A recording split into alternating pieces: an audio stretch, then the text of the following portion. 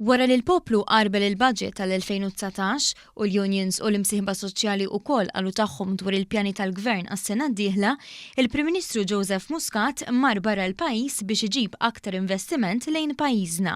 F'kollegament telefoniku fuq One Radio miċ-Ċina, il-Prim Ministru qal li fis-sigħat li għaddew kien Londra fejn tkellem ma' investituri li diġà ġejjin Malta u oħrajn li qed jiddeċiedu biex jiġu Malta.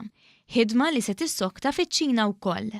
Ħajkonna u ħankomplu nitkellmu mal-Gvern Ċiniż dwar kif Malta tista' tkun kalamita kif tiġajta investiment mill-Asja stess u ħankunu qegħdin ukoll niffirmaw ftehim ieħor mal-Gvern Ċiniż sabiex inkomplu nagħtu framework dwar kif l-investiment jista' jkompli jiġi f'pajjiżna jista' jservi u qed jisservi bħala pont ta' investiment fl-Ewropa u fil-Mediterran.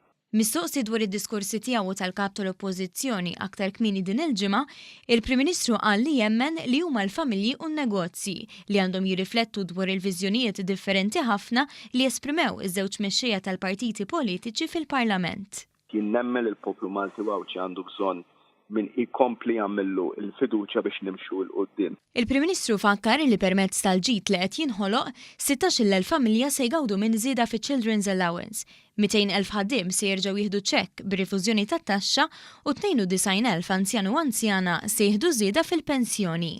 Dr. Muscat innota li statistika minn dokument tal-Oppożizzjoni stess tikkonferma r-riżultati li qed jinkisbu.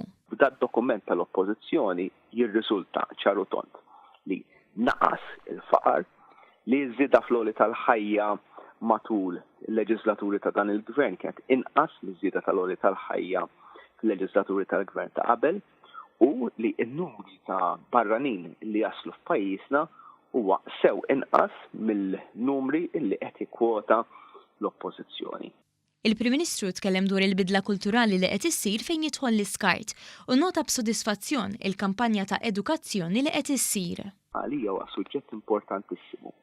Għaliex il-fatt li l-familji Maltin u Wawċi minn il-ġimgħa qed jiġu mitluba biex jisseparaw l-iskart organiku li jista' jwassal biex 45% tal-iskart li niġġeneraw aħna ma jibqax jintrema kif jintrema llum fil-miżbla.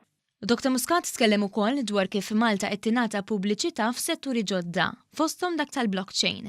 Hawnhekk innota b'sodisfazzjon kif aktar minn 8,000 persuna minn madwar id-dinja ġew f'pajjiżna biex jaraw kif Malta qed tippromovi u tirregola il-blockchain. Jien nemmen li minn konferenzi bħal dawn mhux sempliċement jiġu n-nies jimlew il-lukandi tagħna imma li huwa tajjeb ħafna. Ma jiġu n-nies, jaraw il-potenzjal tal-pajjiż, jiftħu kumpaniji għaw Malta, jimpjegaw in-nies, joħolqu l-ġid u jsiru parti mis-sistema tagħna, mis-sistema ta' dan il-pajjiż li qed toħloq il-ġid u li qed twassal biex is-suċċess jasal għand